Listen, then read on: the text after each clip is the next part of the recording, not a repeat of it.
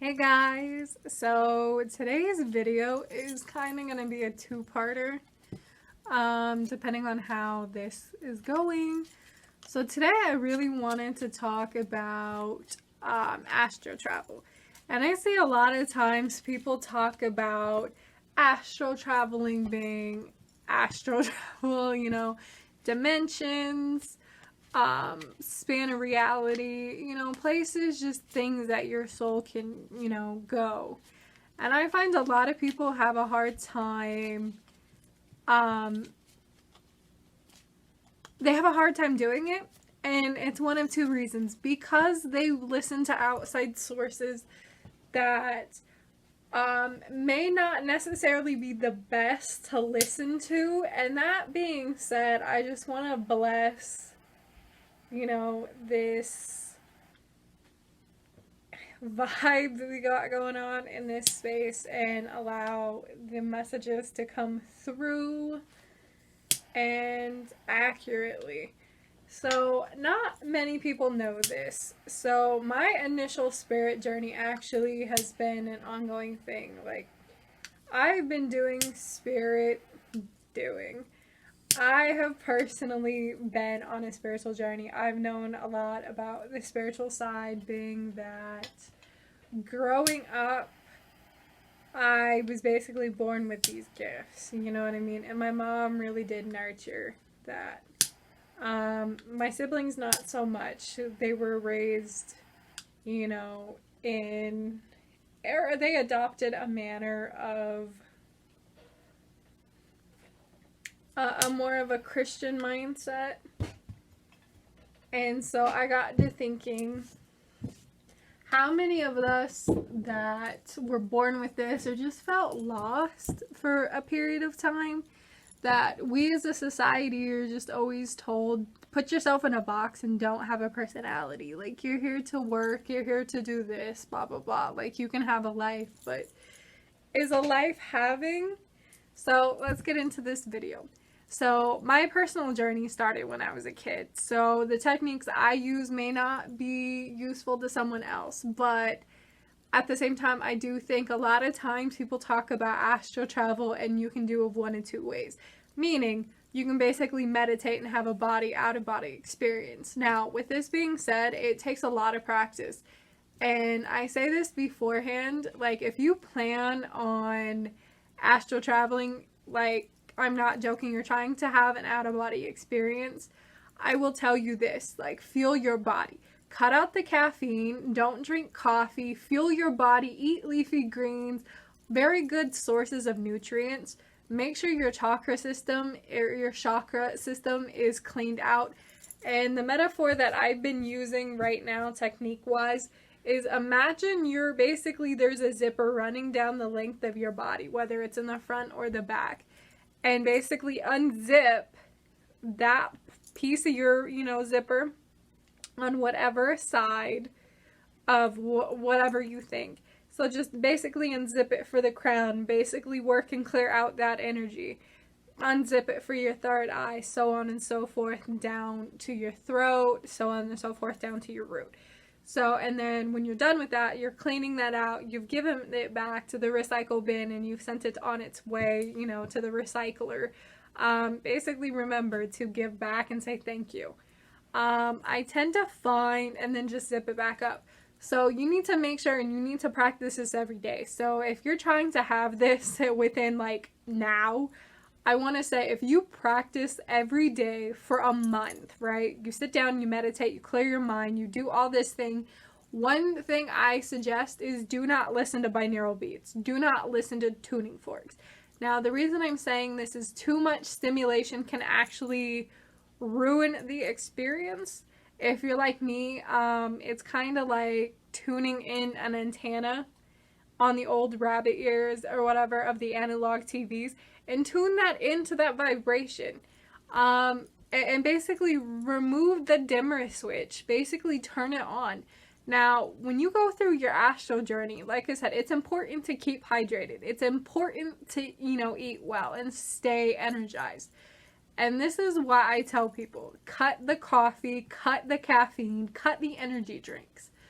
Because that basically stimulates your mind to overreact. And so we need a calm, collected mind. Secondly, a popular myth that's popularized by Hollywood is, well, if I astral travel and I basically die in my astral form, I can basically go into a comatose and I can die. So for those that are not familiar with the theme of the silver umbilical cord, meaning your soul is attached to your body through this cord. Now, when you're starting off, they tell you this. Now, this is more of a tether, so you don't freak out and be like, oh my God, I can't get back, I can't find my body. No, like, your cord will basically do this. Secondly, if you're like me, I'm a night owl, so I cannot physically take a sleep aid because it will mess with my mind. It will actually, I may get drowsy, I may sleep for an hour, and then I will wake up and I will get super, super drained the next day. And that is because your body is going through a stage of burning that off because your soul has to go elsewhere. So my body physically, when it's asleep between the hours of 12 and 6, my soul will go off and do whatever. Now, is it attached to a silver umbilical cord? Possibly. It is still attached to my body as a tether. But I feel like the terms of silver umbilical cord is kind of like a cord, or in a sense, when Princess Ariadne gave whomever it was in the legend or whatever that slayed the Minotaur, gave a string for her lover to find his way out after, he had slain the Minotaur. So simple like that, if you basically attach a cord to your body or a string that only you can see energetically, whatever the color may be, do it. If you're starting off and this is something brand new, I kind of feel like the silver umbilical cord is kind of like a fail-safe mechanism. So what happens if I can't get back into my body? Simply is your body it's having a hard time. Maybe you're not recognizing your soul for whatever reason, or your body is just, it's your time to go. And that's not just being like, oh, you're comatose, you can die, all this. No. Like, something was wrong to begin with. So for whatever reason, if you astral traveled and somehow that connection broke, there is a reason, and that was your time to go. So maybe you've died in your sleep. Who knows? Secondly, another method of doing this is, before you astral travel, like, obviously prepare yourself. My second personal is, it is obviously when you clean out your system, imagine your hands as magnets. So basically you're pulling any negative material, any negative energy out of your hands, and then basically cleanse them off, either like, and send it, and then basically pull that magnetism of that energy and just move it around your body. So that is my second method, other than the zipper method. And I personally listen to ASMR to relax because I am such an overthinker. My brain will process, and I'm very analytical. I mean, guys, I have a lot of Gemini and Virgo in my charts, okay? Like my natal charts. So I'm a very logical thinker. We'll get into that later in like later videos.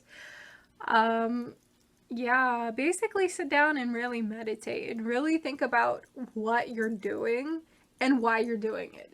And I just want to say, the things that you will see is different from everyone else. Yes, it could be like a psychedelic trip, for some people, if you're a lucid dreamer. Another thing, maybe you may not remember your trip, you know what I mean, your astral travels. And that's because what you saw, your conscious cannot physically wrap its mind around it yet. So it has to process.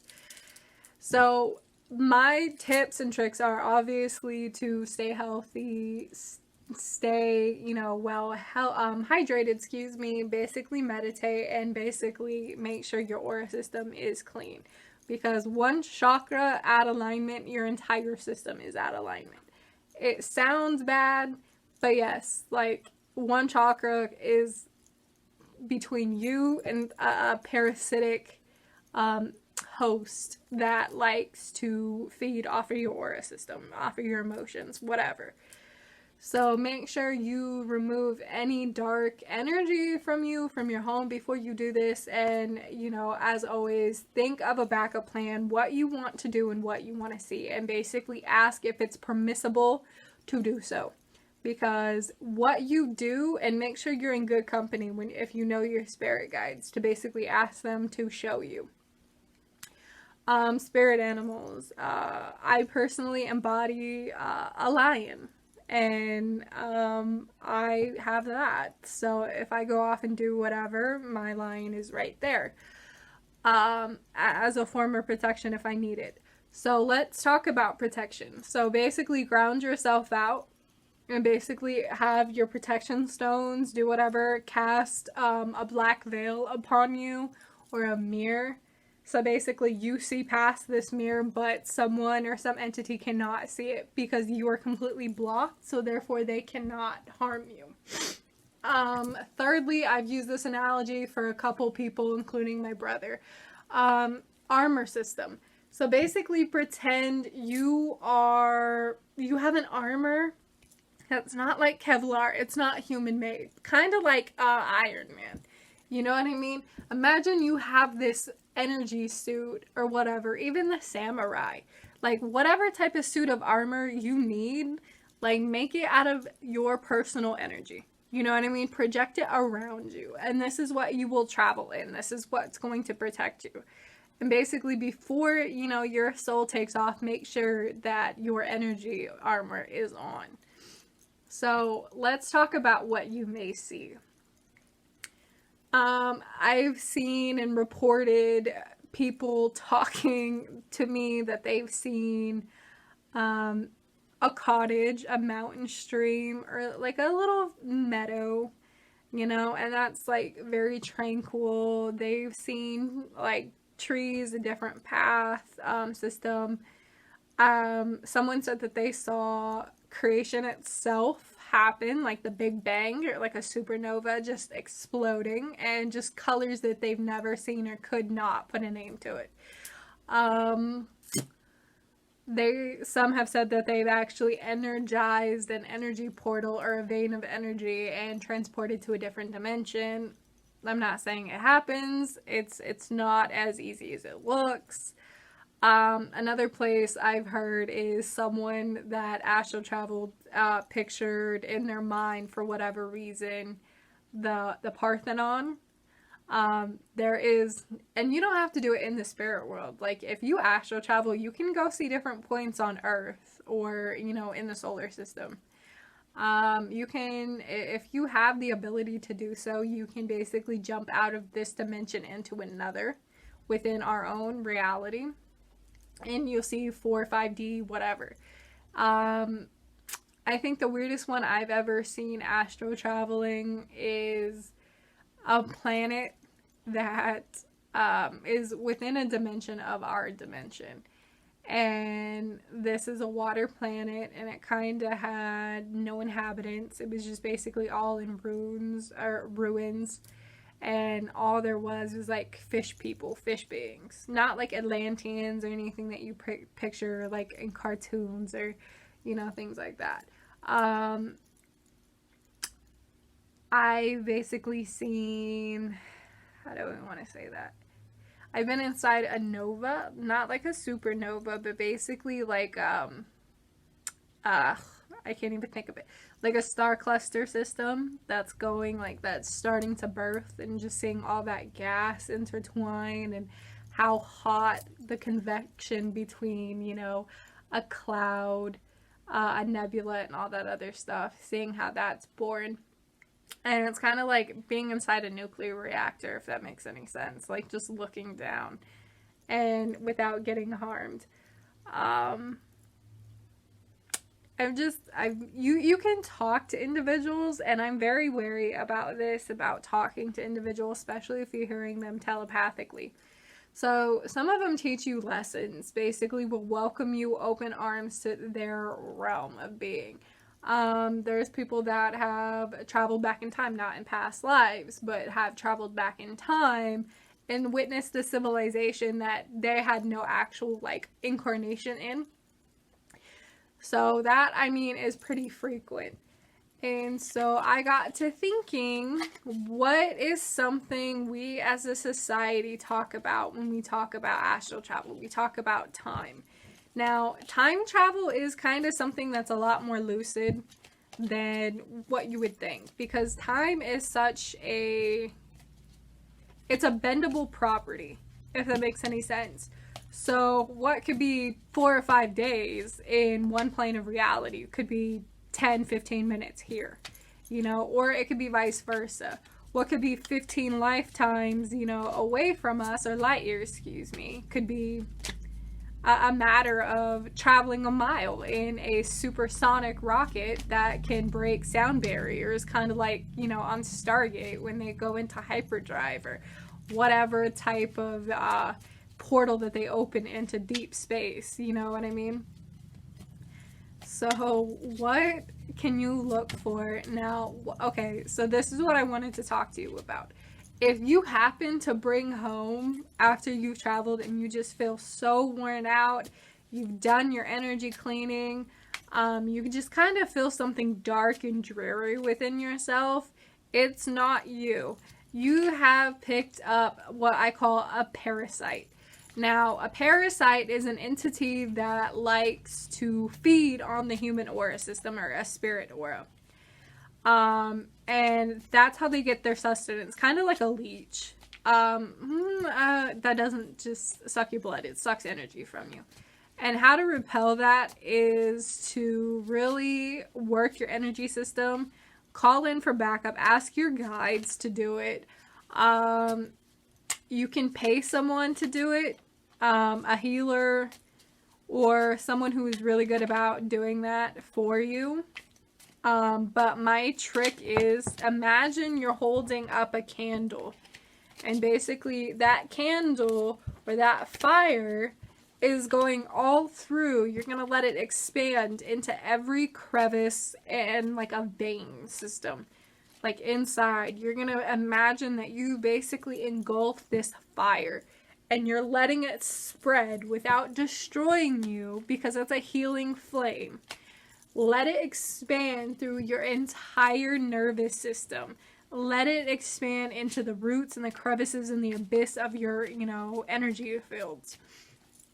And when you ask it to do so, ask it with the complete intent, candle flame, energy flame, healing flame, whatever you call this flame, specifically ask it to expand into every crevice and into every known space, down through the aura system, through your body, and completely burn it away, or remove the parasitic entity, traces of energy, the actual entity, the leech, and remove it completely, burn it away. And once it does, you will have like this weird thin like black residue, kind of like charcoal when you smudge it.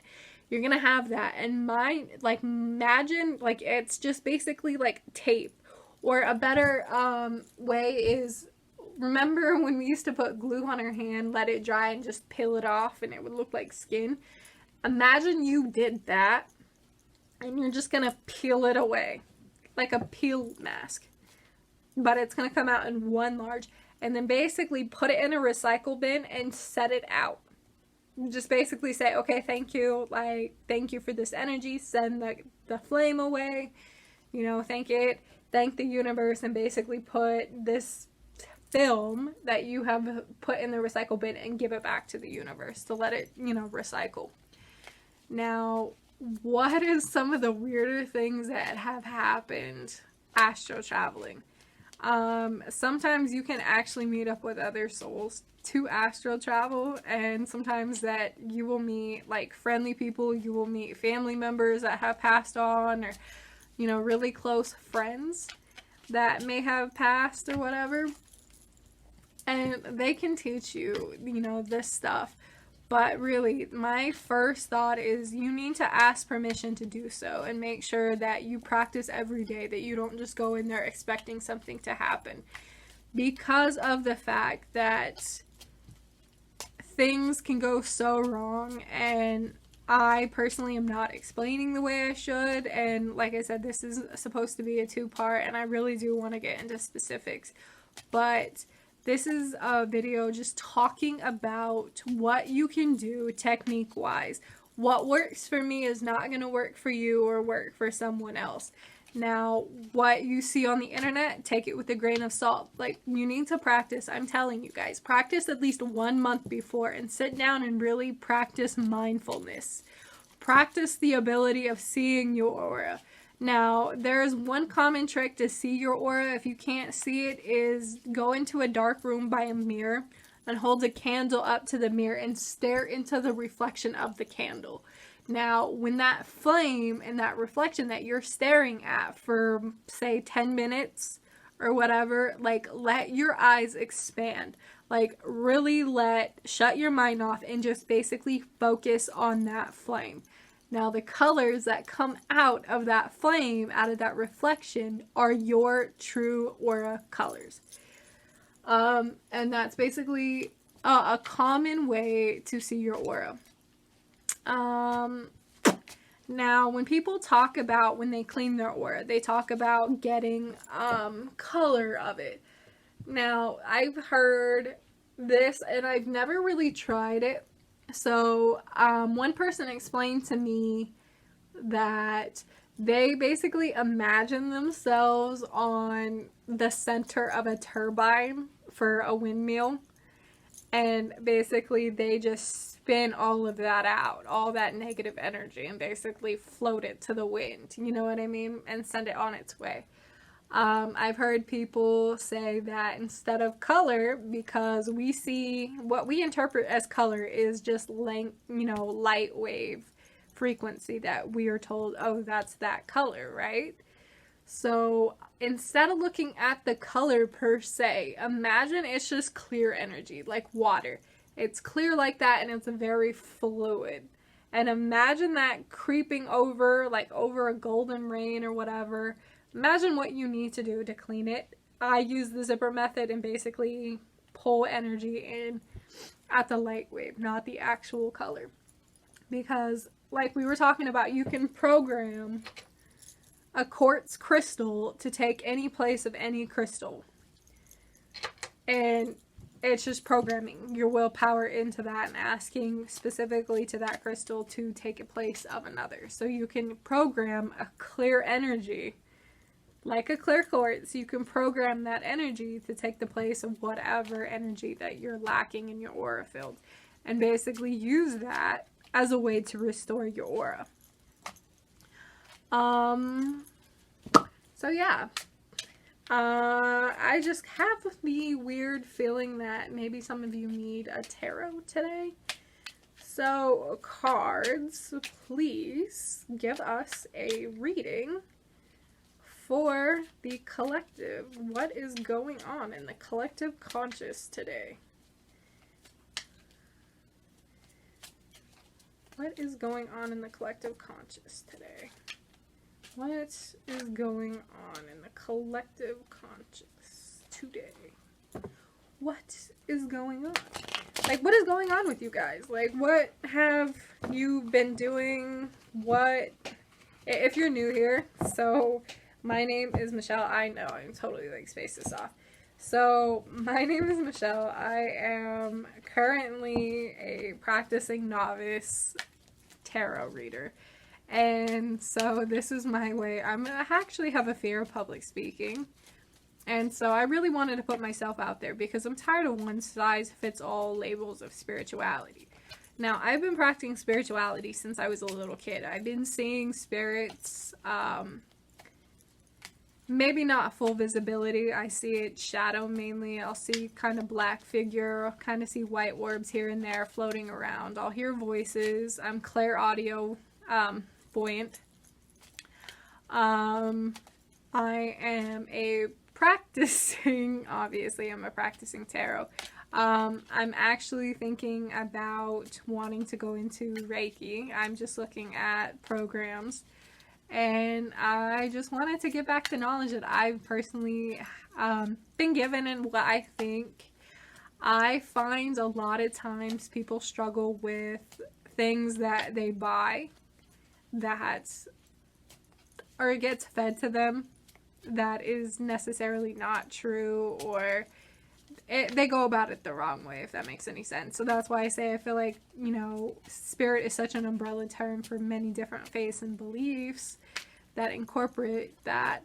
So what you see is not always what you believe, if that makes any sense. And so what you believe is not always something that you can see. So in the spiritual realm, I wouldn't say I'm an old soul. I kind of am, kind of not. In the spiritual realm, what I do per se is I am what you call a farrier, meaning I'm a soul that takes souls that have departed or refuse to depart into the spiritual side, and they cause mischief and mayhem that is not good for human souls or for other souls that absolutely cannot fend, you know what I mean? So I personally ferry them. Now, I am what you call a shadow farrier. Now, a shadow farrier is a farrier that takes the darkest evil types of souls that actually reign and make havoc for other souls, that feed on other souls regardless. And I basically take them, chain and shackle them, and basically take them to a place called prison, basically. It's kind of like purgatory. And in purgatory, they are just kept there. So a few souls that may be in these prison systems in the spiritual realm is someone, say, like Hitler or Stalin or maybe even Lenin. And these souls are basically just super far gone, completely black. They just have no remorse, in a sense. Maybe Ted Bundy's there. I don't know. I basically get an assignment and I don't ask questions. I just do what I do because I know I can make the world a better place or another spirit happy, knowing that they can thrive when this threat is taking off, you know, their plate. So that is personally what I do. And I've been doing that for a really long time. And I have yet to meet anybody who also is maybe a fairy, or maybe you do light and, you know, it's something that guides a soul, you know, that recently departed and they're kind of just hanging back because they want to see their family. And they'll be waiting for you at the end of the light, at the end of the tunnel, or whatever, at the staging area. Basically, they welcome you. Then, you know, they basically they're your guide through the spiritual realm, and they get you where you need to go from point A to point B, and then they send you on your way. Like, you know, a next person comes up, or the next being comes up and takes you on to the next stage. So that is the difference between a shadow fairy and a light farrier. So if any of these type of farriers or guides or systems, if you do something like that, please, I would actually like to give you a talk, or maybe we can have a talk. I don't know. So I'm going to stop chit-chatting and I'm going to read some tarot. So I feel like some of you are just daydreaming. You want something that hasn't technically just been given. So you're not looking at what you have currently right now. You're thinking about what life has to give you. The Page of Wands. So some of you right now are kind of just like trekking barren areas right now. You're a little messenger, you know what I mean? You're still trying to figure yourself out. So maybe you have a direction. You're just trying to figure out, like, you know, your boundaries, things like that. And some of these individuals that have this going on, I can kind of see where the Four of Cups comes into play, where you just you're setting off in a direction where you want something and it's kind of not coming to fruition, so you just kind of like chill back for a little bit. Ooh. The Lovers. Some of you might have temptation. Some of you may just have gotten out of a relationship. Some of you are just kind of off balance at the moment. Your emotions are kind of just like, you know? So yeah, like some of you may have gotten out of a relationship, being that the Five of Wands is a fight. Whether you have a fight within yourself, a fight within your partnership, a fight within your family, there is some type of quarrel that you have going on in your life. And so maybe some of you feel disappointed about this outlook right now, that you walked away, that you have no energy for it, if that makes any sense. So I can kind of see that you are setting off on a brand new journey, that maybe something isn't necessarily the greatest, but at the end of the day, you have what you have. And, you know, we should be thankful for the fact that we as a society have this individual essence, that we get to pick and choose. We get to do things that we want to do. Necessarily just because we have to do it doesn't mean that we get, you know, to enjoy things. That, you know, things like that don't come about. So the Page of, you know, Swords is, there is a message coming in. There is an individual coming in for some of these individuals. And this individual is someone that's just going to fight. Whether this individual is you, or someone that has to teach you a lesson, or maybe just something that sends you on your way that makes you stop and think. There is a message that is going to be passed, and it's basically, it's going to change a fighting outlook in you, if that makes any sense. Like, it's going to basically restore that fight. Are there any... with some of these individuals that may have conflict in their relationship, or conflict within themselves, what can we do? The Knight of Cups reversed. So I feel like right now, where you are right now is, you don't want new people, you need to basically heal. And this individual is going to come in and maybe not give you a usefulness. Like, I kind of feel like this individual is giving you a cup of just hurt, if that makes any sense.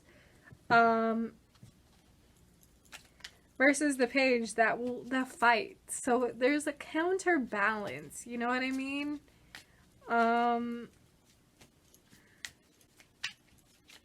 For those who want, are disappointed with what they have, or maybe they're walking away, how can they better go about protecting themselves? How can they go about healing? How can they go about receiving more blessing? Like, some of you are going through exile, but because this was pulled in reverse, you really need to connect with individuals. Like, you can be lonely all you want, but actually getting out and experiencing life and living with a passion. I mean, it's better, you know, said than done right now, being that we're in the state we're in, you know. So yeah, make sure that you wear a mask, you know, and protect yourself, because you never know what people have. But it's really telling you to set off, you know what I mean? Like, you need to get out and you really need to connect with individuals, because things are not necessarily the worst, you know what I mean? There's still life to enjoy. Just because, you know, you've shed an old skin, or you've shed an old partner, or a part of your life, doesn't mean that you weren't any less fun before. Like, it doesn't mean that you can't go out and treat yourself to a spa day, or a dinner, or a date, you know what I mean? So practice your self-love. So we have 2 cards that fell off. Like, you are the creator, guys. Like, you will create, you will go on, you will discover new lands, you'll discover new people, you'll discover a new outlook, you'll do all these things. So you just gotta get out and do it. Like, so yes, like, as I can see, there is kind of a self-exile, right? So there is internal interlooking, there's intuition, there's knowledge that you're seeking within yourself. So this is a very solitude type of card. So this is some of the things that are going on with you right now, is self-reflection.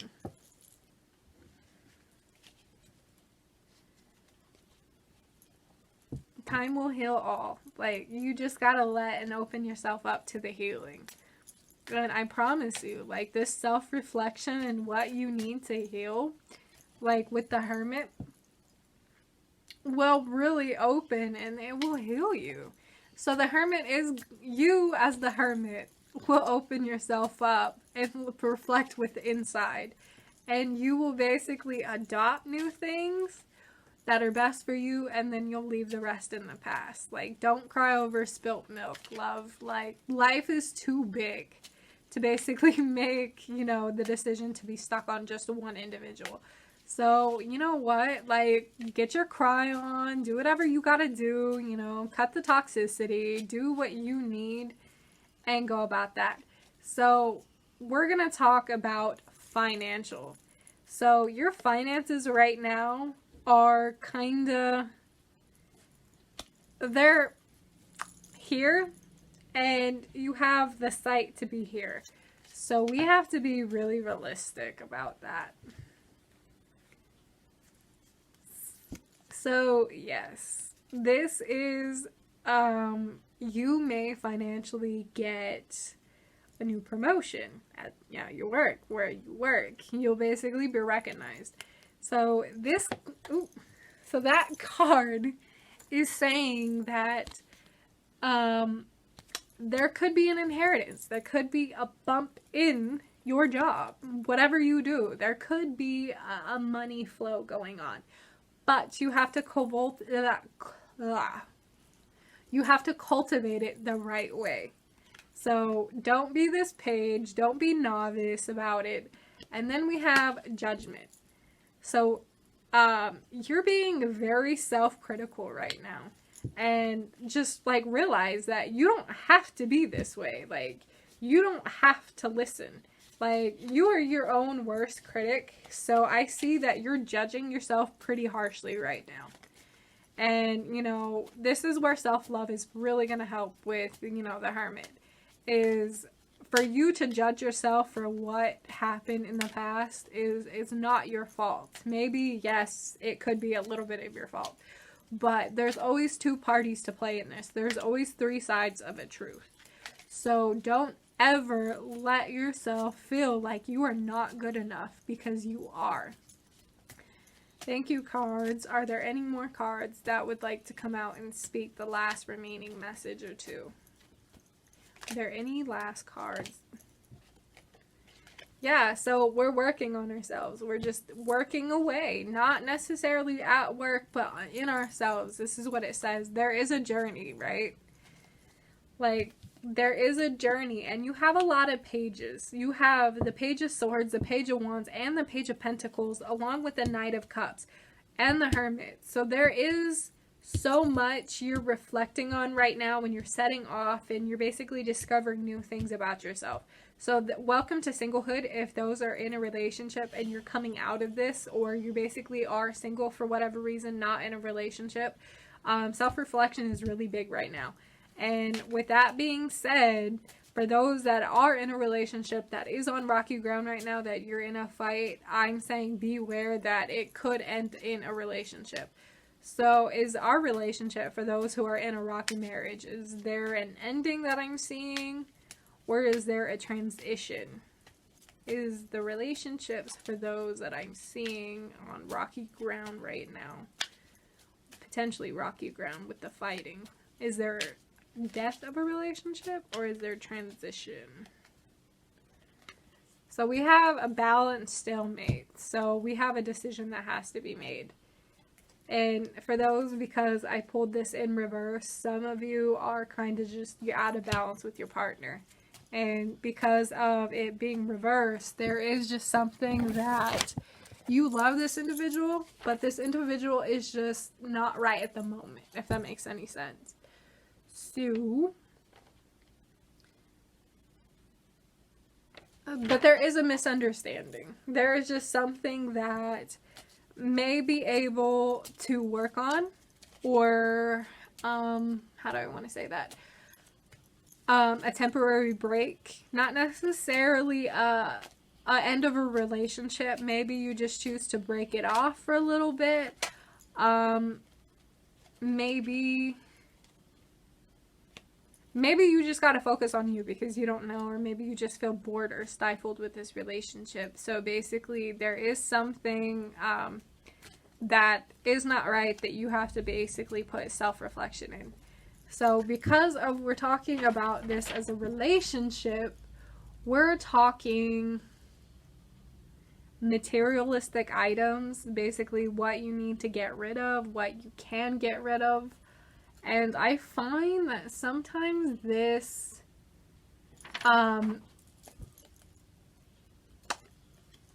you want things and it's kind of causing problems as well, if that makes any sense. So you're kind of miserable, you kind of feel stuck, you're kind of depressed, and so maybe like it's time to move on. But there's something on the horizon. I'm telling you, there is something on the horizon with this card. It's basically saying just lie in wait, let the thing come to you. Like, there's no rush in it. Just like, don't, you know, if you want the drive and you want to put in the work, this thing will come to you. You know, good things come to those who wait, who are patient. So I'm hearing patience. Like something is on the horizon for you. Are there any last cards in this reading that would like to come out? Are there any last cards that would like to come out? Are there any last cards that would like to come out? Your burdens will be lifted. Like, don't make yourself a burden. Don't make what society is telling you be a burden. Don't let these individuals that, for those are in this relationship, don't let these individuals be that burden. Because trust me, like, you will be making more work for yourself. Just know that what you are going through will be resolved. So thank you so much for tuning into this video. I hope you have a wonderful day, have a wonderful weekend, wherever you're seeing this.